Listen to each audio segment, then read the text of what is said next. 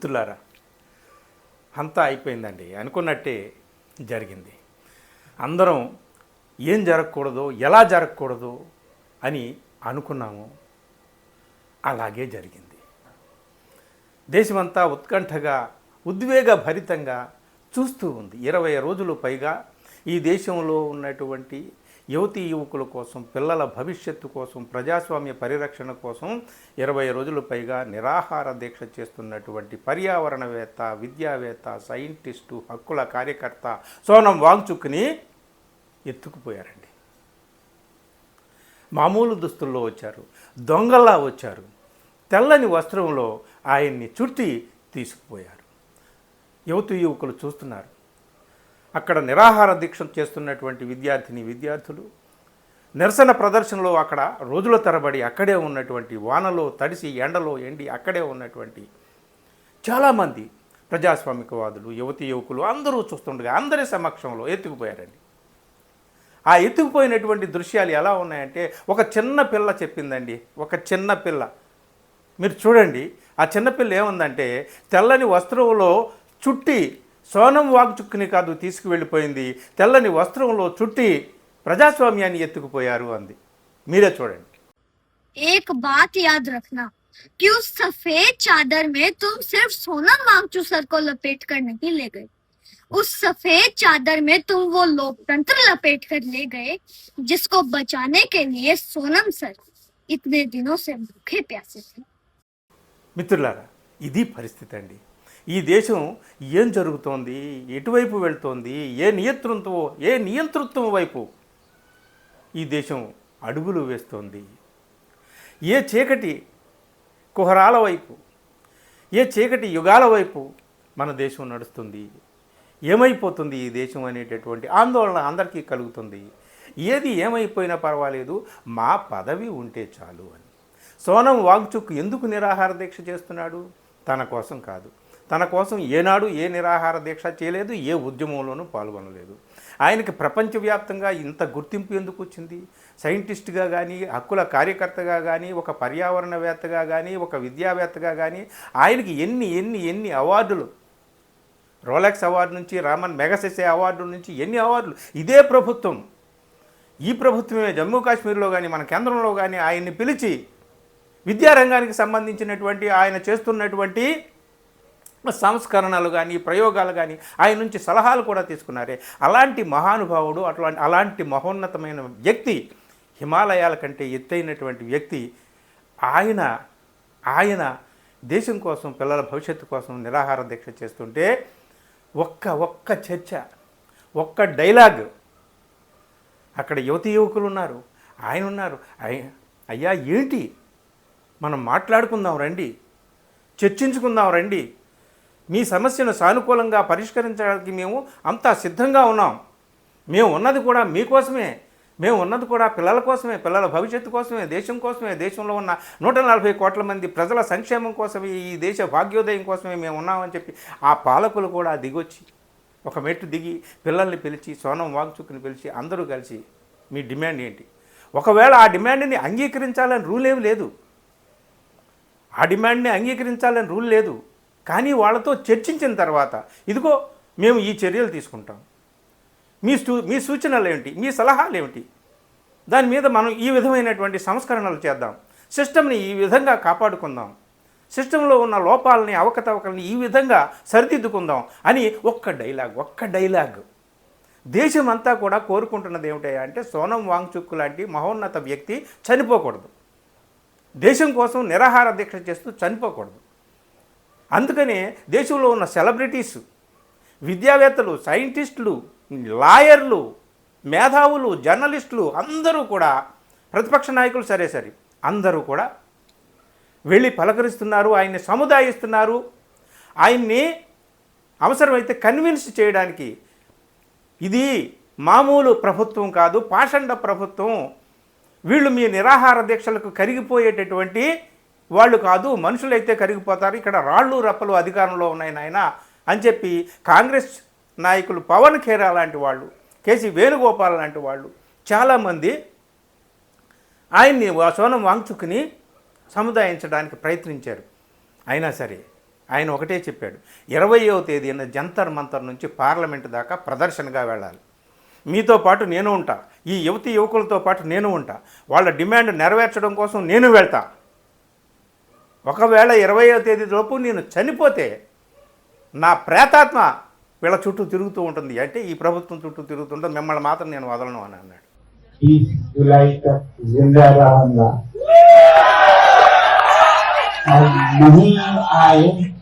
और नहीं आए और 20 जुलाई सफल नहीं रहा तो मैं भूत बन के आऊंगा.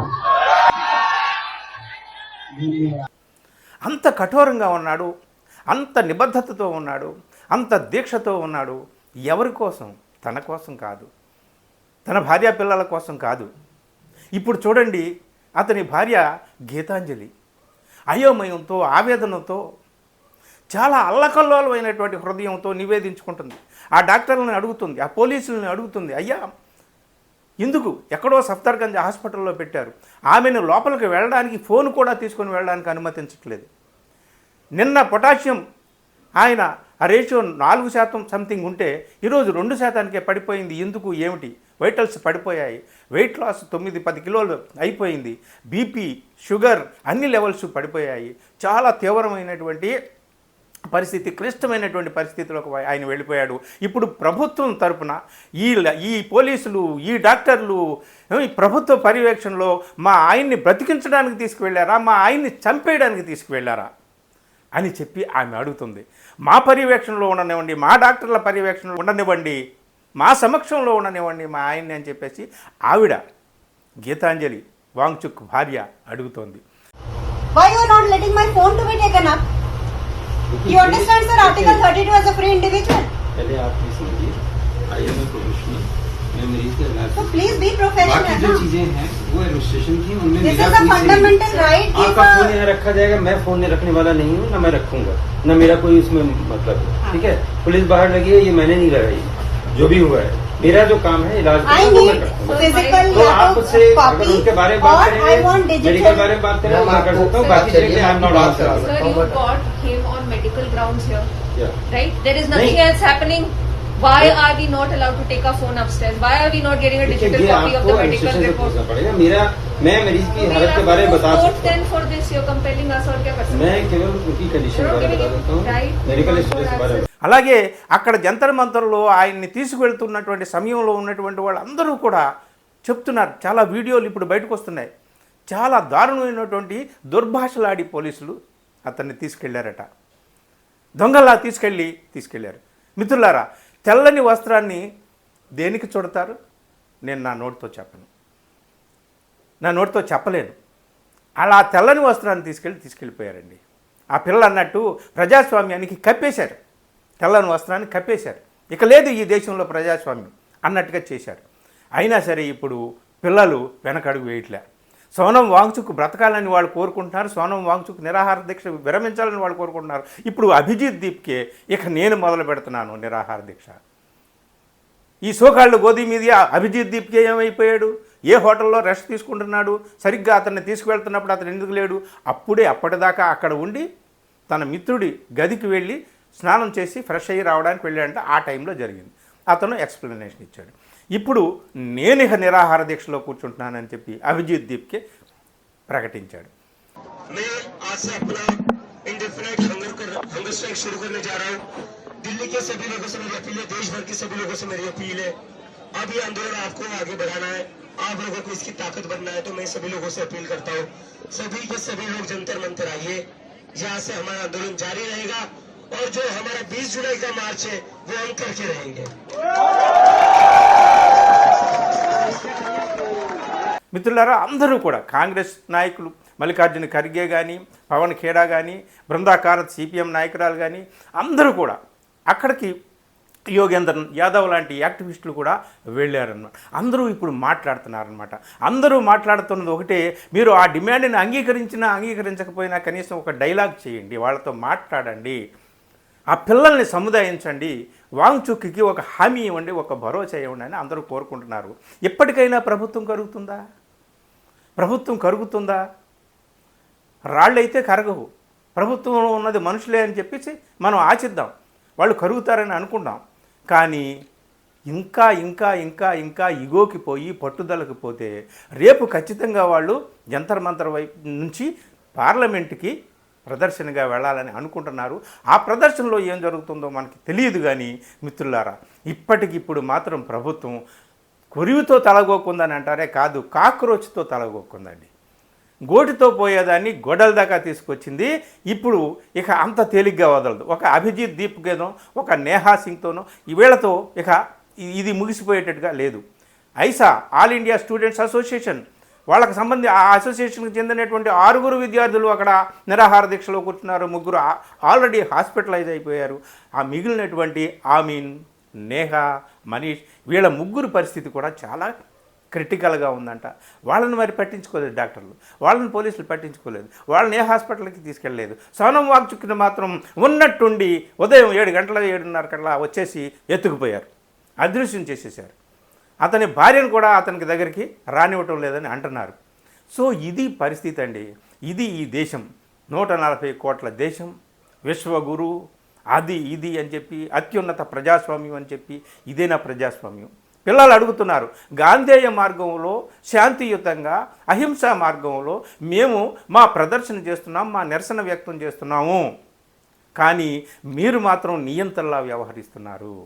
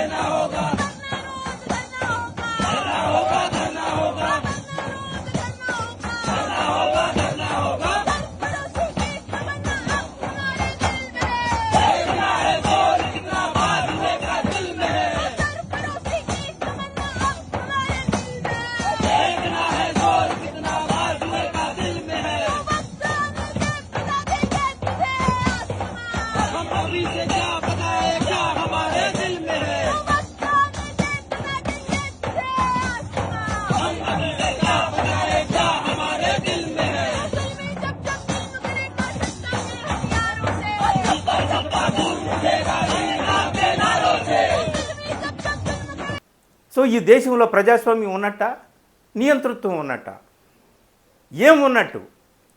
ఇవాళ ఒక మనిషిని ఎత్తుకుపోవచ్చు, లేదా కొంతమందిని చంపేయచ్చు, జైళ్ళలో పెట్టేసేయచ్చు, మాయం చేసేసేయచ్చు, ఏమైనా చేయొచ్చు. కానీ దేశమంతా చూస్తూ ఉంది, దేశమంతా మౌనంగా ఉంది, ఏమీ పట్టనట్టుగా ఉంది. ఏముందిలే, ఇవాళ ఆదివారం నాకు నా బిర్యానీ నేను తింటా, నా మందు నేను తాగుతాను అనుకుని మనుషులు అలా ఉండొచ్చు. కానీ ఎవరు ఎలా ఉంటున్నా, ఏం తింటున్నా, నిద్రపోతున్నా అంతా చూస్తున్నారు. దేశమంతా కూడా చూస్తుంది, దేశమంతా కూడా ఒళ్ళంతా కళ్ళు వేసుకొని చూస్తుంది మీరేం చేస్తున్నారనేటటువంటిది. చూద్దాం ప్రభుత్వం యొక్క ప్రతిస్పందన ఎలా ఉంటుంది, రేపు వీళ్ళు చేయబోయేటటువంటి ప్రదర్శన యొక్క పరిణామం ఎలా ఉంటుంది. ఏది ఏమైనా సరే సోనం వాంగ్చుక్ ఇప్పుడు ఆయన జీవితం పట్ల ఆందోళన కలదు. ఆయన నిరాహార దీక్షతో చనిపోతాడా, లేకపోతే ప్రభుత్వం చేతుల్లో చనిపోతాడా? ఇది ఒక పెద్ద సమస్యగా ఉంది. అతని భార్య ఇదే ఆందోళన వ్యక్తం చేస్తుంది. మిత్రులారా చూడండి, పట్టపగలు ఈ అత్యున్నత ప్రజాస్వామ్య దేశంలో శాంతి అహింస మార్గంలో ప్రదర్శన చేస్తున్నటువంటి వాళ్ళ మీద పాలకులు ప్రదర్శించినటువంటి ఈ గొప్ప చర్య, దీన్ని ఏ విధంగా వర్ణించాలో మాటలైతే చాలడం లేదు మిత్రులారా. ఇక అయిపోతుంది ఈ దేశం, ఎటు నడుస్తుందో ఎటు ముగుస్తుందో మనకి అర్థమవుతుంది. చివరి వరకు మనం చూడాలి, అంతే. చూద్దాం వాంగ్చుక్ విషయంలో ప్రభుత్వం ఏం చర్యలు తీసుకుంటుంది. అలాగే ఎప్పటికైనా సరే దిగొచ్చి పిల్లలతో చర్చలు సాగిస్తుందేమో అని చెప్పి ఆశిద్దాం. దేశమంతా కూడా అదే ఆశతో ఉంది. Let us wait and see. Thank you.